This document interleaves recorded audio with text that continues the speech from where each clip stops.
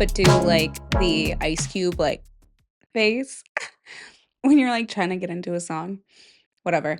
Hi, welcome back to Toke It Out. I'm Maddy Tokes. Today, what are we talking about? Because I toked it a little too hard. Before this, listen. Sorry. You know what I'm realizing? Hey, welcome back, listeners. I know you've all listened to all the episodes and you're here now. And first time listeners, I love you. Don't worry about it. Y'all, there is literally makeup on like the sponge. I don't know what it's called. The fucking like soundproofing part of this mic from how many times I've whacked myself into it, bro.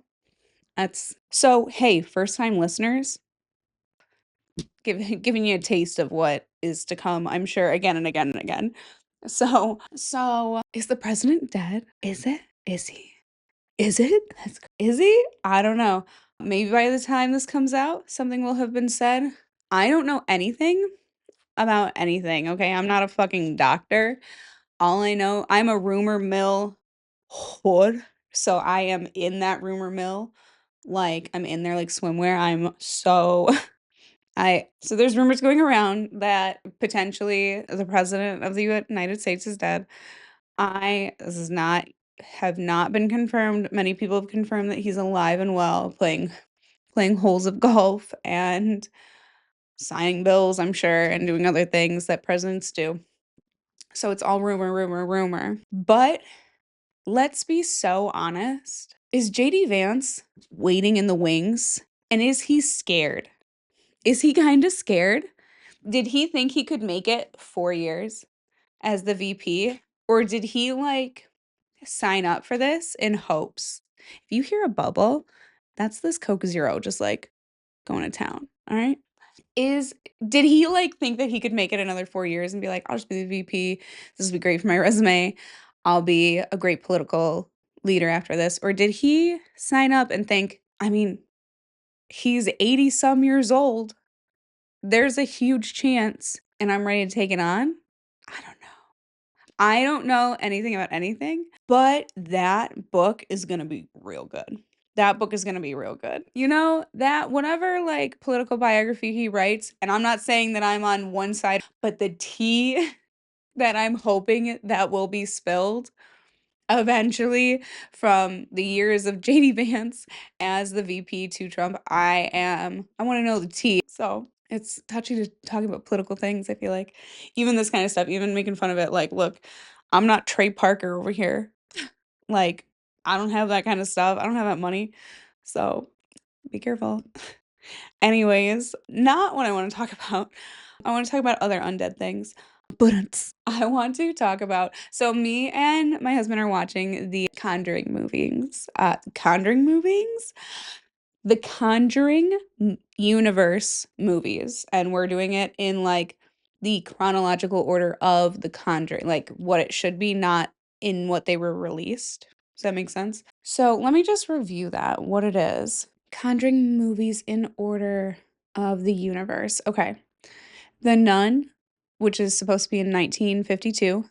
The Nun 2 in 1956. Annabelle Creation in 1955, the year my parents were born. Crazy. Annabelle 1967. The Conjuring 1971. Annabelle Comes Home 1972. The Curse of La Llorona 1973. And The Conjuring 2 1977. And The Conjuring The Devil Made Me Do It 1981. Okay. So, whew.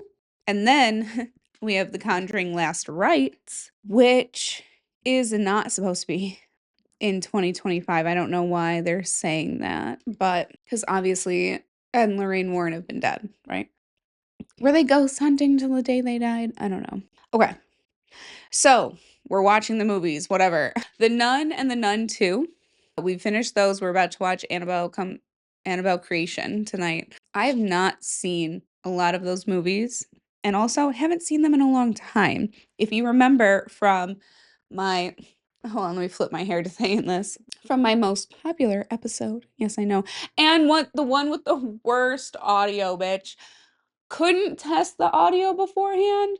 dumbass. When I saw the Conjuring play and they referenced all the movies and I had not seen them, I was trying to think, what am I gonna do for spooky season? So I'm starting with this, and then maybe I'm gonna like watch other spooky ones, classic ones. I don't know.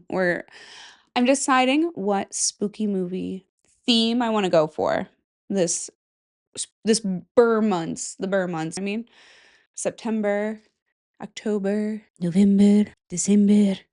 It's supposed to be my Scottish accent. It's not at all. But but if you don't know, the Conjuring movies, the universe are based on basically Ed and Lorraine Warren's findings, haunt investigations. What am I looking for, man? I'm telling you, the dabs are deep in this bitch right now, okay? It's about their paranormal investigations over the years and their basically career, a lot of their most famous ones, but they were real people and they really did live in New England. They really were a married couple who claimed to be able to exercise things and sense things that other people couldn't.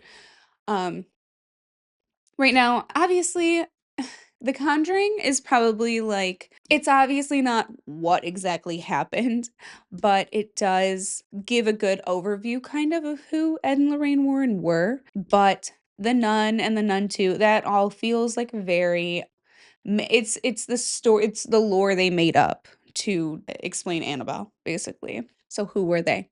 Ed Warren, who was born in 1926, was a self-taught, I'm not sure how you can be a self-taught demonologist. How do you become a self-taught? Like, do I just become a self-taught something? I mean, I don't know, maybe you can. Whatever. One of the first Americans to actually identify himself with that title. He was also a former Navy veteran and police officer, which gave him a street talking, no nonsense personality. Lorraine Warren, born in 1927, was a clairvoyant and trance medium who believed that she could see and sense spirits. She often acted as a sensitive in their investigations, while Ed provided the research and Catholic demonology framework. Together, they positioned themselves as devout Catholics that investigated paranormal cases through the lens of battling evil. So, the Catholic Church is very historical, secretive, ancient, mystical in some ways. We've talked about that. We've talked about the mirror that does not exist and the other things that don't exist, claiming the Catholic Church, but who would make that up? I don't know, a lot of people, I'm sure, honestly, a lot of people would. People's imaginations are crazy. I wanted to talk about also either this episode or next, dreams. Sorry, we're getting off track.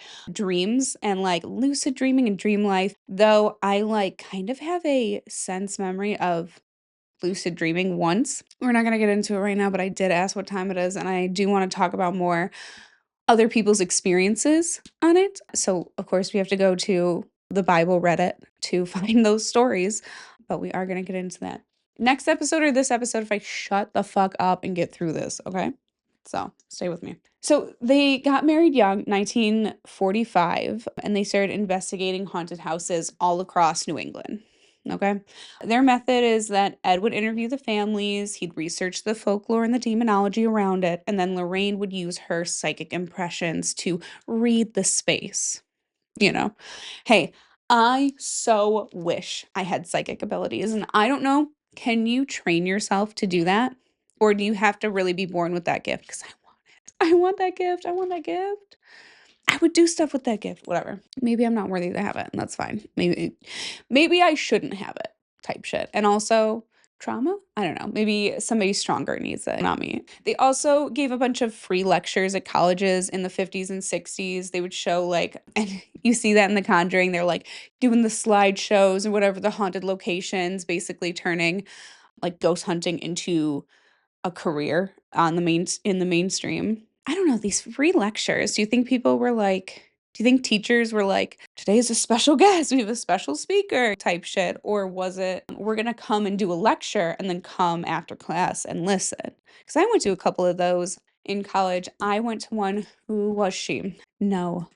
Laverne Cox. There we go. I was like, whoa. I was like, Lorraine? No, Laverne Cox. That's who I saw. And she just was talking, did a lecture about her life and whatever. It was very cool. So then we get into, obviously, they're going around New England, they're doing this stuff, whatever, 50s and 60s. And so You gotta think about that time period for horror movies and horror literature. The 50s, we're talking George Romero's Night of the Living Dead. They investigated into the 70s and 80s, and you know that 70s and 80s horror, some of my favorite, is iconic and was so groundbreaking at the time. So, the Warrens claimed that they investigated over 10,000 cases. Not sure if each one is written down, if one is like, we met a hitchhiker on the side of the road and we exorcised him right then and there and nobody was around to see it, and then we never got his name. I don't know. So,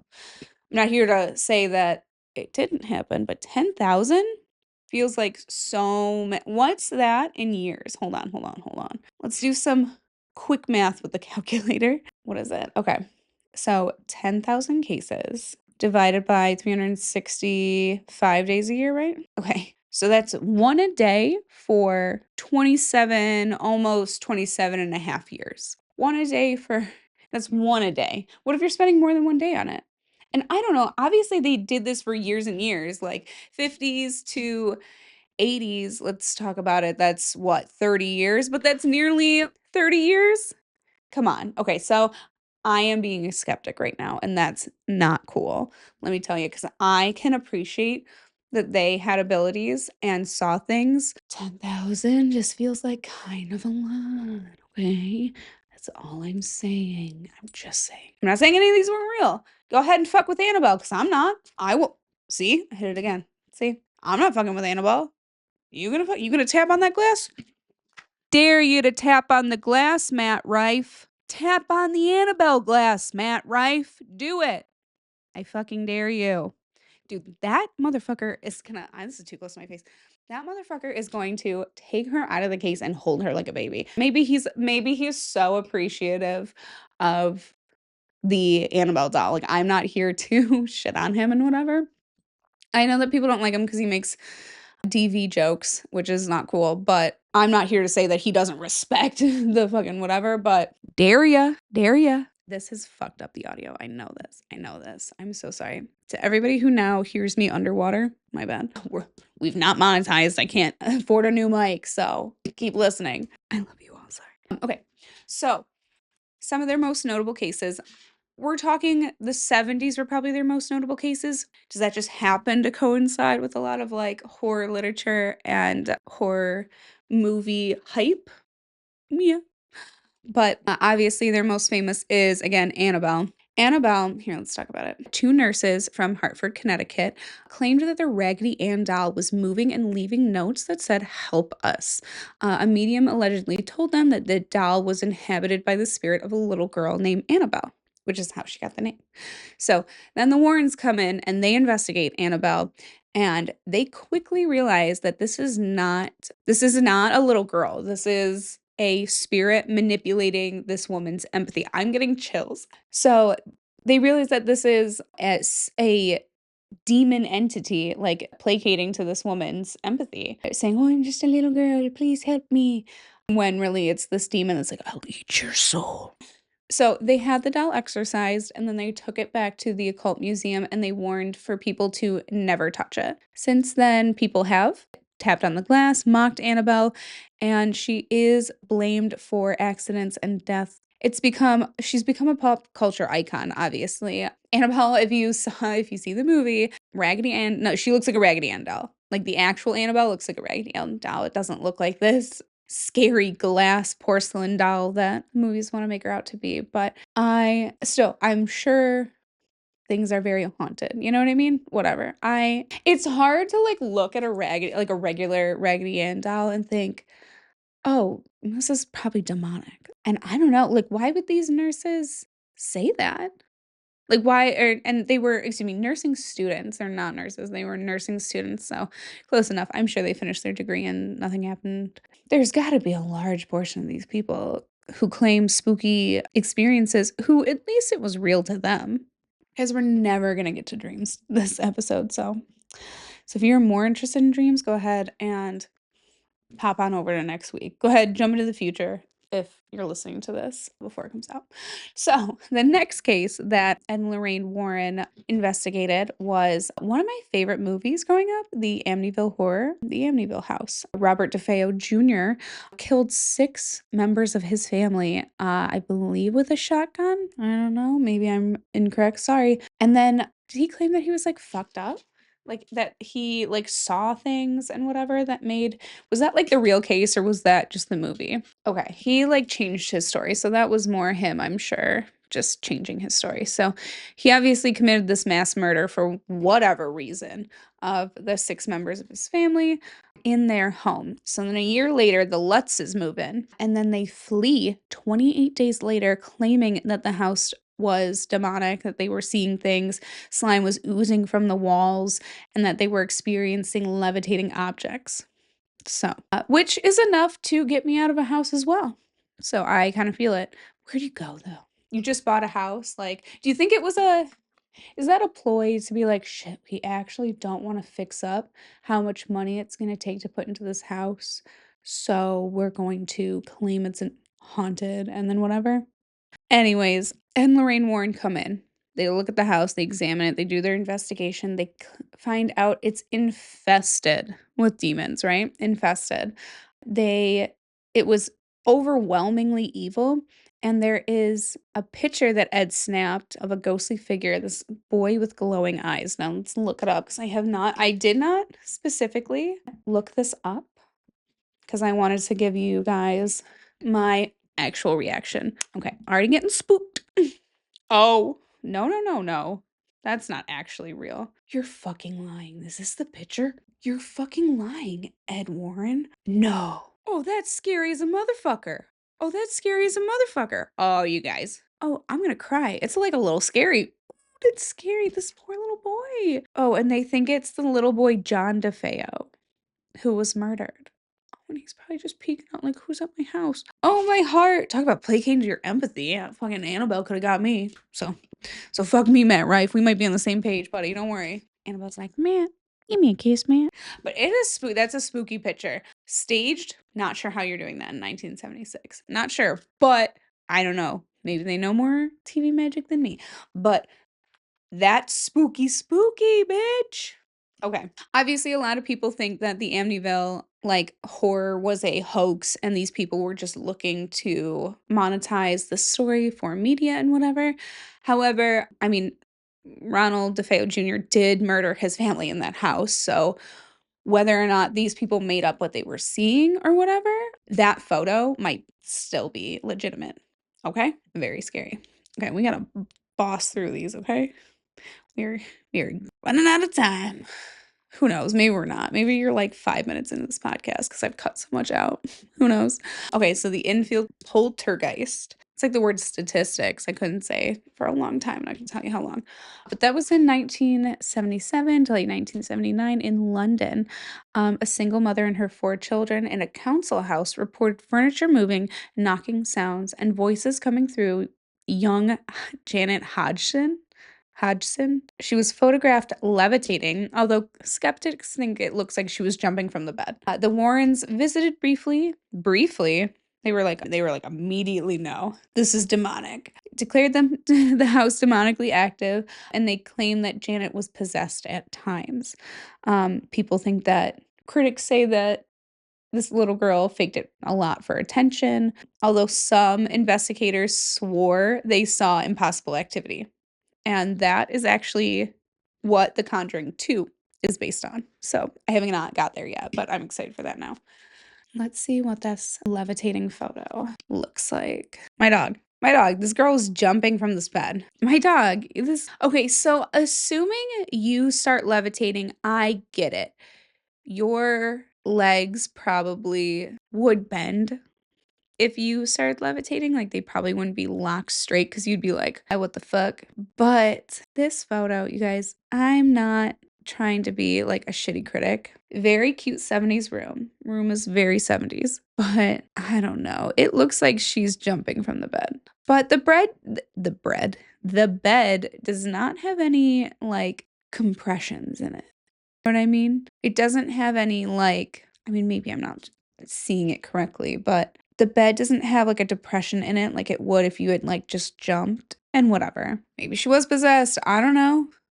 Trauma is deep. But, like, I mean, this feels like the '70s version of, like, having so much trauma that you create, like, a catfish and, like, a whole story behind your catfish and stuff, right? Like, you become creepy like that. Like, as an adult. I don't know, as a kid, it's creepy too, but, like, you're, like, an adult who can make decisions and you decide, "I'm not gonna go to therapy, I'm actually just going to create," like, people who were super into Second Life, like, in the early 2000s and shit. Whatever. Then we only have a few more. Okay. We're talking about the case of Arnie Johnson after he murdered his landlord. He said the devil made him do it after months of afflicted. Jesus Christ, you guys gotta get out of here. After months of alleged possession affecting his girlfriend's younger brother, David, you know I can't pronounce last names, Galatzel, and Lorraine claimed that David was possessed and the demon had transferred to Arnie. This is crazy because this is the case that was like they were testifying in court. The Lorraines were. The Lorraines, y'all, send me away. Ed Lorraine Warren ended up supporting Arnie in court.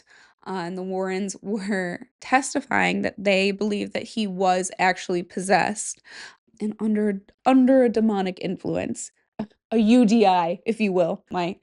Sorry I murdered my landlord, but they just stuck me with a UDI. All right, sorry. It was the first US case that used demonic possession as a defense. Basically, the judge rejected the defense. He was like, we're not actually doing UDIs. UDIs aren't real. UTIs, watch out though. But Arnie was convicted of manslaughter and he served only 5 years of his 10 to 20 year sentence. It is the Warrens' most sensational case, obviously, just because of all the press coverage, because of the court case and testifying and blah, blah, blah. And the fact that you would put yourself up there, like, is that the like, were you getting so ballsy by the 80s? You were like, ballsy, whatever. And Lorraine Warren, I'm not here to say that you weren't, whatever. Were you getting so confident in your skills? You were like, absolutely.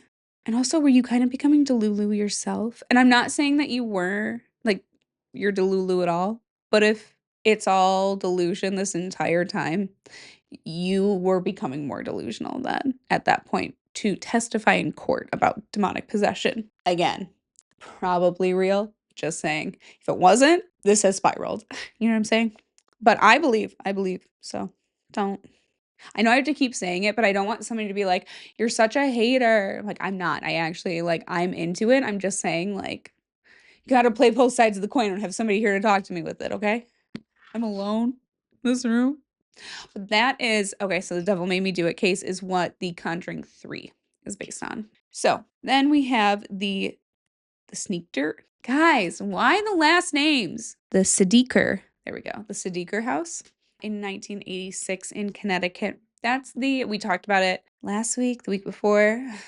Weeks are blending, you guys. I'm coming up on my event very quickly, so I'm like, but last week when we talked about a haunting in Connecticut, that is this case. They moved into a funeral home, reported ghostly apparitions, sexual assaults by entities, and the presence of demons. The Warrens came in and claimed that the house was haunted due to, trigger warning, necromancy kind of acts in the funeral home, which is not probably untrue. That's probably true as fuck. That's probably really true. So, my most believable case, because people are gross. People are so I can't. People are so gross. This is why a lot of women are morticians, okay? If I die, I want a woman mortician. All right, thank you. This case actually inspired, obviously, I said The Haunting in Connecticut, but the book called In a Dark Place. Skeptics say that the Warren and the family heavily exaggerated these details for media, but they moved into an old funeral house like that. If that's true, then be for real. Then be for real. You move in there and tell me it's not real. Oh, you're such a skeptic? Go ahead, move in there. Go into the haunted funeral home. I won't go into a fake haunted funeral home. Are you joking? Okay. Lastly, the Smurl. Love that last name. Very easy to pronounce. The Smurl haunting, which was like apparently for a long time. I don't know why it's giving me so many dates. It's in Pennsylvania though.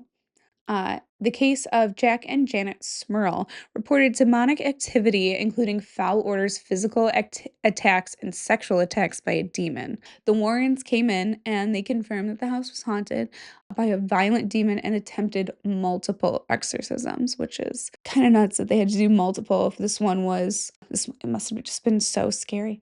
Oh, multiple exorcisms. Is that why it's like 1974 to 1989? Like what? We're doing 15 years of exorcisms? 15 years of exorcisms? The 15-year exorcism sounds like a rom-com I would watch, though. Just saying. This is actually it inspired a book called The Haunt. So if you wanna read more about the Smurl haunting, a book called The Haunt. Obviously, combining religion, which is so widely integral into, like, American culture, with horror, which was on the rise at the time, and, like, just the whole spectacle that the Warrens did and had is really what made them such icons in the horror community. This Midwest accent, you guys, saying the word horror is so hard, I'll tell you that. I gotta say it like Southern horror. No, that's worse. That was worse. Sorry. Obviously, the Amityville Horror, the Conjuring franchise, and countless documentaries have been made about them, I'm sure. And obviously, if you don't know, the son, I believe, of Ed Lorraine Warren, he just sold the house to Matt Rife and somebody else, which is why I'm like, Matt Rife, go ahead, hold Annabelle, I dare you because he does have a 5-year lease on Annabelle and all the other haunted items in the museum because it's not like a house or whatever. But he does wanna turn it into an Airbnb and like a hotel type thing, which would be I don't know, we should do that. I don't know if we're doing that. I don't know if we're doing that. There's gonna be some asshole who comes and, like, punches through and steals Annabelle and then gets beheaded. And Annabelle is gonna get loose or something. I'm telling you, this is probably not a good idea. And I don't know, confirmed or denied. Let's see. Does Matt Rife really wanna turn it into what does Matt Rife want? I just will never forget somebody saying that Matt Rife looks like he could chew sheet metal, and he does.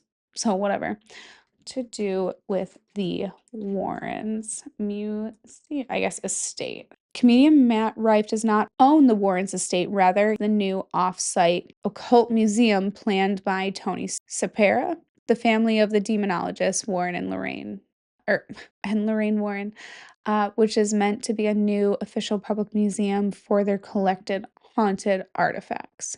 That's according to Google AI. I feel like there was something. Okay. Comedian Matt Rife buys Ed Lorraine Warren's occult museum that houses Annabelle and the okay. So he bought the occult museum. Okay. Okay.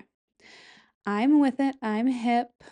I see it. What does he want to do with it now? If you know me, you know I'm obsessed with the paranormal, all things haunted. And you may know the Conjuring films are my favorite scary movies of all time. This guy, Elton Casty, is the other guy. They took a picture with Annabelle and he's wearing a shirt that says "Rise Above Fear." And the other one that says God, and Matt Rife's wearing one that says God's Country, of course. And hey, I respect that he respects the Warrens.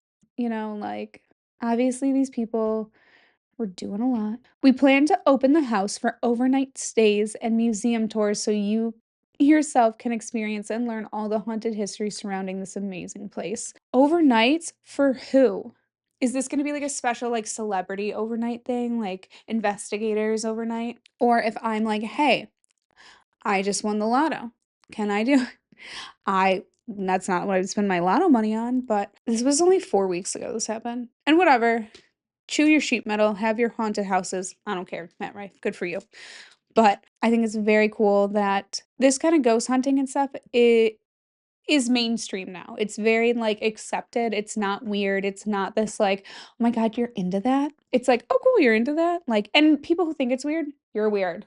You're weird. So, guys, I don't know what else I got for you this week. I have to honestly tell you, this might be it. This is my overview on Ed and Lorraine Warren.